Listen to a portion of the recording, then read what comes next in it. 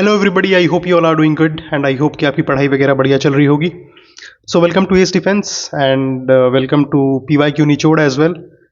PYQ निचोड़ जहां पर हम एक क्वेश्चन को बहुत ही ज़्यादा डिटेल में कॉम्प्रिहेंसिवली कवर करने की कोशिश करते हैं ताकि उससे रिलेटेड अगर कोई भी क्वेश्चन आता है इन फ्यूचर एग्जामिनेशन में तो आप उसको बहुत अच्छे से टैकल कर पाएँ। हम वैसे थीम्स को उठाते हैं जहाँ से क्वेश्चंस मल्टीपल टाइम्स पूछे जा चुके हैं। We don't care about it कि वो कितना डिफिकल्ट है, वो कितना ईजी है। हमें फोकस होता है कि उस एक क्वेश्चन को हम इतनी थॉरली डिस्कस करें ताकि एग्जाम में जब आप जाएं तो उसके रिगार्डिंग या फिर उसके आसपास अगर कोई भी क्वेश्चंस आते हैं तो आप उसको बहुत बेहतर तरीके से डील कर पाएं। ये हमारा मेन फोकस होता है, ठीक है। हम उसके अराउंड सारी ही चीज़ों को कॉम्प्रिहेंसिवली डिस्कस कर रहे होते हैं। उसी चीज़ को आगे बढ़ाते हुए आज एक और क्वेश्चन मैं आपके सामने लेकर आया हूं जो कि साइंस का है। One of the most important and repeated theme of various examinations, चाहे वो CDS हो, CAPF हो, FCAT हो या फिर कोई भी वनडे एग्जाम हो, वहां पर हमें ये देखने के लिए मिल जाता है अगर सिमिलर पैटर्न का एग्जाम है तो, है ना। That is electromagnetic waves. इससे कई टाइप के कई सारे क्वेश्चंस बनाए जाते हैं, तो इस टॉपिक को आज हम थॉरली डिस्कस करते हैं, है ना। आपको पता है कि मैं एक क्वेश्चन को लेकर आता हूं, उसके बाद फिर मैं उसके अराउंड चीजों को डिस्कस कर रहा होता हूं यहाँ पर, है ना। तो चलिए शुरू करते हैं। आज का टॉपिक जो है हमारा दैट इज इलेक्ट्रोमैग्नेटिक वेव्स। मेरा नाम प्रद्युम्न है और आप PYQ निचोड़ देख रहे हैं, ठीक है। चलिए शुरू करते हैं, ठीक है। क्वेश्चन दिखा देता हूं मैं। क्वेश्चन कहता है कि an X ray can be deflected by a magnetic field, by electric field, by both electric and magnetic field, या फिर neither by electric field nor by magnetic field. CDS वालों जिनकी इंग्लिश है, नाइदर और nor कैसे use किया जाता है प्लीज एक बार जरूर देख लीजिएगा, है ना। आपके इंग्लिश पेपर में एरर के फॉर्म में इसको पूछा जाता है, ठीक है। चलिए, the point of concern is about the X ray. X ray क्या है? सबसे पहले तो ये मेरे को ये बताओ, एक्सरे है हमारा एक इलेक्ट्रोमैग्नेटिक वेव। क्या है? इलेक्ट्रोमैग्नेटिक वेव है। इसका आंसर आपको विद इन द प्रोसेस मिल जाएगा, है ना। जब हम क्वेश्चंस को पूरा डिस्कस कर रहे होंगे, एक एक करके तोड़ेंगे जब, तो आपको आंसर ऑटोमेटिकली मिल जाएगा। तो आंसर की चिंता नहीं करनी है। शुरू करते हैं, ठीक है। इलेक्ट्रोमैग्नेटिक वेव्स होती क्या है, सबसे पहले मुझे ये बताओ। तो इलेक्ट्रोमैग्नेटिक वेव्स जो हमारी होती हैं, ये ट्रांसवर्स वेव्स होती हैं। अब जब मैंने अपना साउंड का चैप्टर लिया था, इसी यूट्यूब चैनल के ऊपर पढ़ा होगा, अगर आप जाकर देखना चाहते हैं, बहुत कॉम्प्रिहेंसिवली पढ़ाया था मैंने उसमें। वहां पर मैंने बताया था कि वेव्स जो होती हैं वो दो टाइप की होती हैं। एक होती हैं आपकी लॉन्गिट्यूडनल, एक होती हैं आपकी ट्रांसवर्स, ठीक है। लॉन्गिट्यूडनल वेव्स में क्या होता है कि पार्टिकल्स जो होती हैं of the medium oscillate in the wave, जो वेव का मूवमेंट हो रहा होता है उसी डायरेक्शन में मूव कर रही होती हैं। लेकिन अगर मैं ट्रांसवर्स वेव की बात करूं तो इसमें जो पार्टिकल्स हैं वो ऑसिलेट करते हैं perpendicular to the wave movement, यानी कि कुछ इस तरीके से मूवमेंट हो रहा होता है, ठीक है। इस केस में हमें क्या देखने के लिए मिलता है? Crest and trough. किसकी बात कर रहा हूं मैं? ट्रांसवर्स वेव की बात कर रहा हूं। इसके केस में हमें क्रस्ट एंड ट्रफ देखने के लिए मिलता है, और लॉन्गिट्यूडनल वेव के केस में हमें क्या मिलता है? कंप्रेशन और रेयर फ्रैक्शन देखने के लिए मिल रहा होता है, ठीक है। इतनी बात समझ में आई। जो लॉन्गिट्यूडनल वेव्स होते हैं हमारे, ये मैकेनिकल वेव्स होते हैं। मैकेनिकल वेव्स वो वेव्स होते हैं जिनको ट्रैवल करने के लिए किसी मीडियम की जरूरत होती है। मीडियम यानी कि एयर, वाटर, गैस। समझ पा रहे हैं आप मेरी बात को? यानी कि अगर कोई मीडियम है तो वेव्स ट्रैवल कर पाएंगी, अदरवाइज ट्रैवल नहीं कर पाएंगी। इसका एक प्राइम एग्जांपल है हमारा साउंड वेव्स, ठीक है। लेकिन वहीं अगर मैं बात करता हूं ट्रांसवर्स वेव्स की, तो इनके साथ ऐसा कुछ भी नहीं होता, ठीक है। आइए अब हम पर्टिकुलरली ट्रांसवर्स वेव की बात कर रहे होंगे। ट्रांसवर्स वेव में हमारे पास दोनों ही होता है, ऑसिलेटिंग इलेक्ट्रिक फील्ड और ऑसिलेटिंग मैग्नेटिक फील्ड, ठीक है। और ये दोनों ही फील्ड परपेंडिकुलर होते हैं, म्यूचुअली परपेंडिकुलर होते हैं एक दूसरे के in the direction of propagation, perpendicular to the direction of propagation. क्या बोला मैंने? जो हमारे इलेक्ट्रोमैग्नेटिक वेव्स होते हैं, ये ऑसिलेटिंग फील्ड भी होता है इनके पास और मैग्नेटिक फील्ड भी होता है, यानी कि इलेक्ट्रिक भी होता है, मैग्नेटिक भी होता है। और ये दोनों ही म्यूचुअली परपेंडिकुलर होते हैं एक दूसरे से। कैसे? Perpendicular to the direction of propagation, जो कि एक ट्रांसवर्स वेव का एक प्रॉपर्टी भी है कि भाई वो the particles of medium oscillate in the direction perpendicular to the wave movement. ये एक बहुत टिपिकल सेंटेंस बोला है मैंने NCERT का, जिन्होंने पढ़ा है उनको पता होगा, ठीक है, कि भाई perpendicular to the direction of motion movement हो रहा होता है पार्टिकल्स का। I hope I am clear about this, ठीक। ट्रांसवर्स वेव का एक और एग्जांपल है, दैट इज लाइट वेव्स भी इसका ही एग्जांपल होता है, ठीक है। आइए, इलेक्ट्रोमैग्नेटिक वेव्स जो होती है हमारी, वो एयर में भी ट्रैवल कर सकती हैं, वैक्यूम में भी ट्रैवल कर सकती हैं। इनको किसी भी प्रकार का कोई भी मीडियम रिक्वायर्ड नहीं होता है, जैसा कि हमारा मैकेनिकल वेव्स को होता है रिक्वायरमेंट, है ना, कि अगर कोई मीडियम होगा, फॉर एग्जांपल अगर एयर है तभी ट्रैवल हो पाएगा, वो वैक्यूम में ट्रैवल नहीं कर सकती हैं क्योंकि वहां पर कोई मीडियम नहीं है ना। इसीलिए जो हमारी इलेक्ट्रोमैग्नेटिक वेव्स होती हैं वो एयर में और वैक्यूम में दोनों में ही ट्रैवल करती हैं। अगर मैं स्पीड की बात करूं इसकी, वैक्यूम में इलेक्ट्रोमैग्नेटिक वेव्स की, तो वो होता है 3 × 10⁸ मीटर पर सेकेंड। ठीक है। एक रिलेशन जहां से क्वेश्चंस आ सकते हैं, अभी तक मैंने उतने नहीं देखे हैं, मुश्किल से एक बार मैंने देखा है इस क्वेश्चन को, that is C = 1/μ0ε0। That is μ0 क्या है हमारा यहाँ पर, परमिबिलिटी ऑफ फ्री स्पेस, और ये है आपका परमिटिविटी ऑफ फ्री स्पेस। ठीक है। इलेक्ट्रोमैग्नेटिक वेव्स की बात करूं तो ये कैरी करते हैं क्या, एनर्जी और मोमेंटम दोनों ही, लेकिन ये चार्ज कैरी नहीं कर रहे होते। क्या बताया मैंने, बहुत इंपॉर्टेंट पॉइंट है जिससे कि आपका क्वेश्चन का आंसर मिल रहा होगा। जो हमारे इलेक्ट्रोमैग्नेटिक वेव्स होते हैं वो एनर्जी कैरी करते हैं और मोमेंटम भी कैरी कर रहे होते हैं, लेकिन चार्ज कैरी नहीं करते। अगर वो चार्ज कैरी नहीं करेंगे, that will not be deflected by electric field और बाय मैग्नेटिक फील्ड। तो अगर वो चार्ज कैरी नहीं कर रहे होंगे तो ना ही इलेक्ट्रिक फील्ड से डिफ्लेक्ट होंगे, ना ही हमारे मैग्नेटिक फील्ड से डिफ्लेक्ट होंगे।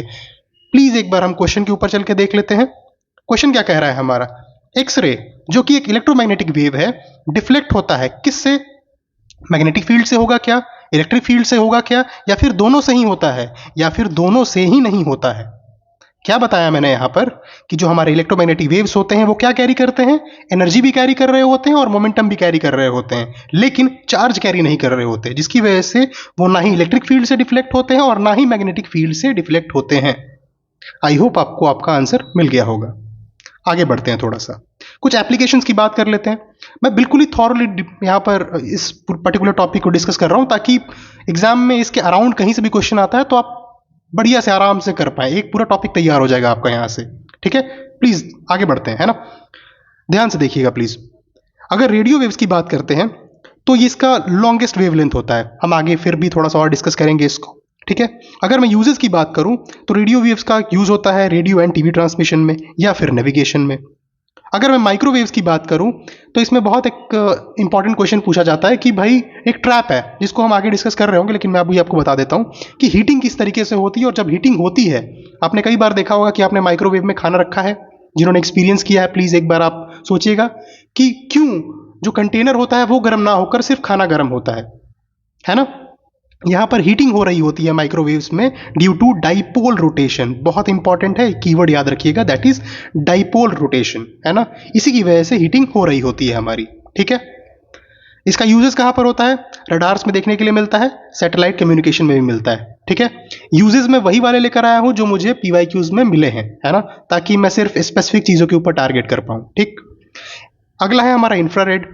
इंफ्रारेड जो होता है वो हॉट बॉडीज से इमिट होता है। ठीक है। और अगर मैं इसका एग्जांपल्स और यूजेस बताऊं तो इसका यूजेस है हमारा, हम जो टीवी रिमोट में आगे एक छोटा सा बल्ब देखते होंगे आप, ठीक है, वो हमारा होता है IR। ठीक है। या फिर थर्मल इमेजिंग में इसका यूज हम कर रहे होते हैं।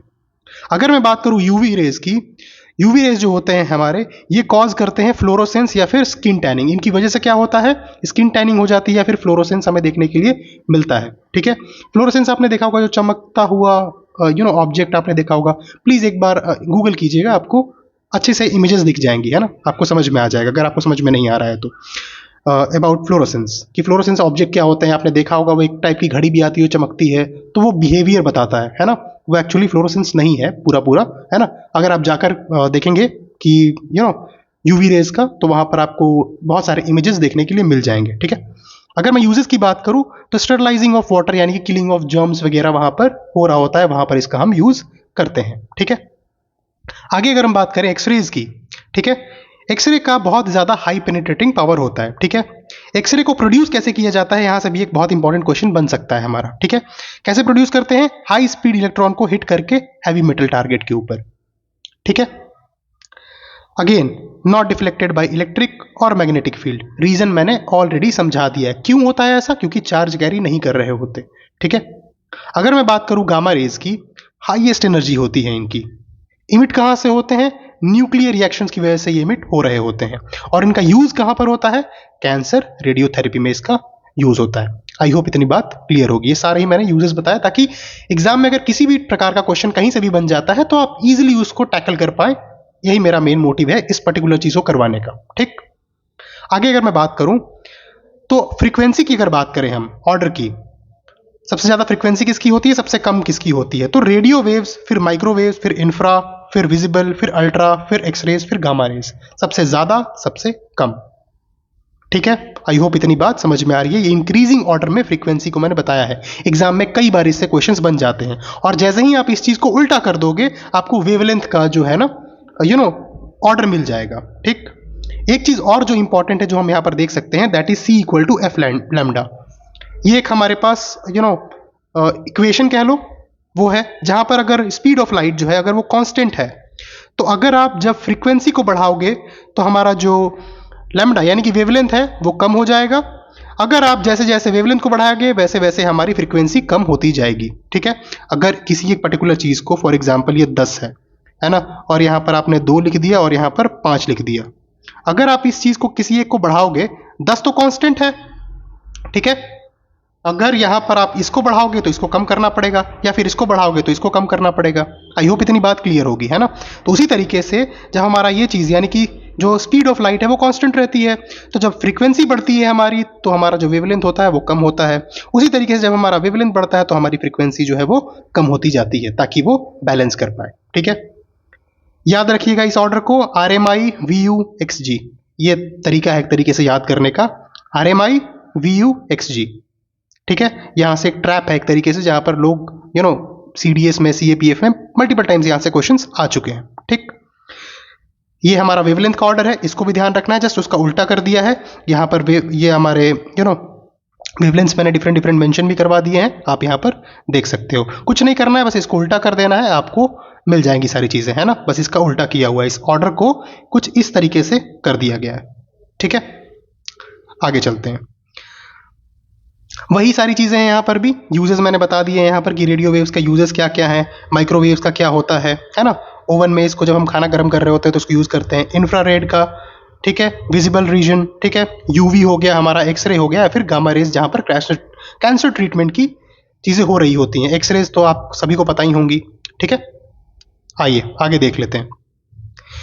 ये जो हमारा प्रोडक्शन ऑफ इलेक्ट्रोमैग्नेटिक वेव्स है, कैसे कैसे प्रोड्यूस होते हैं, कहाँ से होते हैं। जैसे गामा रेज हो गए तो वो न्यूक्लियर रिएक्शन से होते हैं। एक्सरे की बात करें तो सडन एक्सेलरेशन ऑफ इलेक्ट्रॉन से हो रहे होते हैं।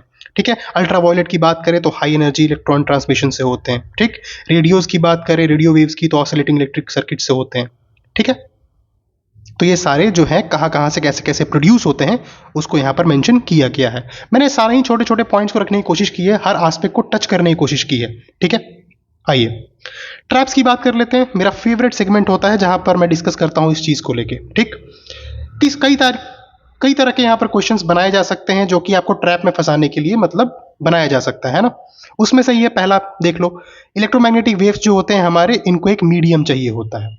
एक बहुत सिंपल क्वेश्चन, जिनको पता है तो हो जाएगा, नहीं पता है तो फिर तो हवा में ही है सब कुछ। ठीक है, तो इलेक्ट्रोमैग्नेटिक वेव्स को एक मीडियम चाहिए होता है। मैंने क्या बताया था, ट्रांसवर्स वेव जो होती हैं हमारी, उनको किसी भी मीडियम की रिक्वायरमेंट नहीं होती, और इलेक्ट्रोमैग्नेटिक वेव्स भी जो है वो हमारा एक ट्रांसवर्स वेव ही होता है। किसको मीडियम रिक्वायर्ड होता है? साउंड वेव को, जो कि मैकेनिकल इन नेचर होता है। ठीक है, इनको ही कुछ ना कुछ मीडियम चाहिए तभी ये प्रोपोगेट हो सकते हैं। यानी कि ये वाला स्टेटमेंट रॉन्ग है अपने आप में। इस तरह के क्वेश्चंस आते हैं फंसाने के लिए। फिर आपको क्वेश्चन में दे सकता है कि भाई जो इलेक्ट्रोमैग्नेटिक वेव्स है ना, ये अफेक्ट होते हैं by electric field and magnetic field.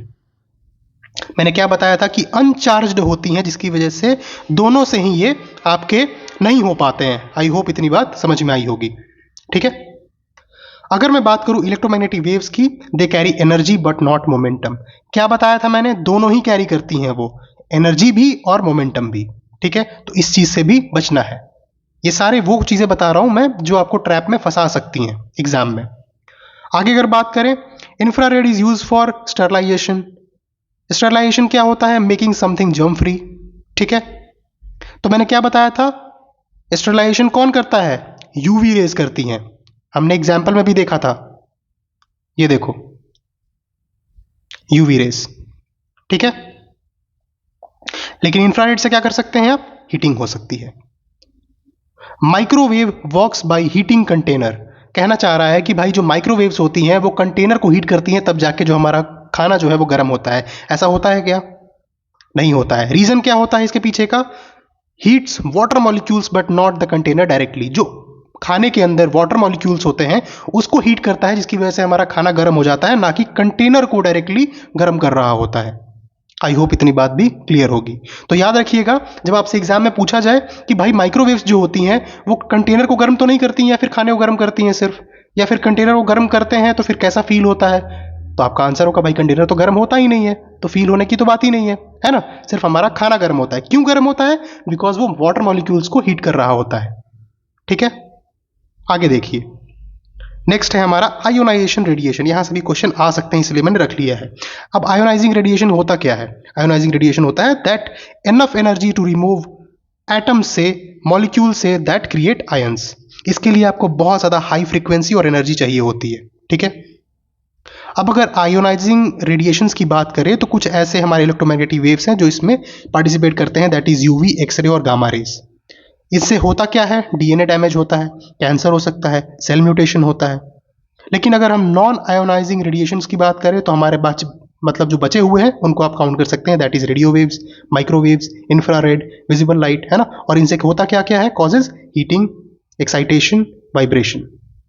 अब इस चीज को भी याद रखना है हमें। ठीक है, आई होप इतनी बात क्लियर होगी। वीडियो ऑलरेडी लंबी हो चुकी है, 10 मिनट का टाइम होता है, उसमें सारी चीजें एक्सप्लेन करना पाना थोड़ा मुश्किल है, but I always try to cover each and every aspect of that particular question. ठीक है, आई होप इतनी बात क्लियर होगी। Thank you for watching this video. अगर आपको पसंद आया please do like, share and subscribe the channel, share with your friends as well. Thank you so much from my side. PYQ निचोड़ देखते रहिए, आपको हर एक चीज़ का मैं यहाँ पर जो भी रिपीटेड क्वेश्चंस होंगे उस थीम को मैं बहुत ज़्यादा एक्सटेंसिवली डिस्कस करने वाला हूँ आपके साथ। Thank you so much for watching this video. Have a good day ahead.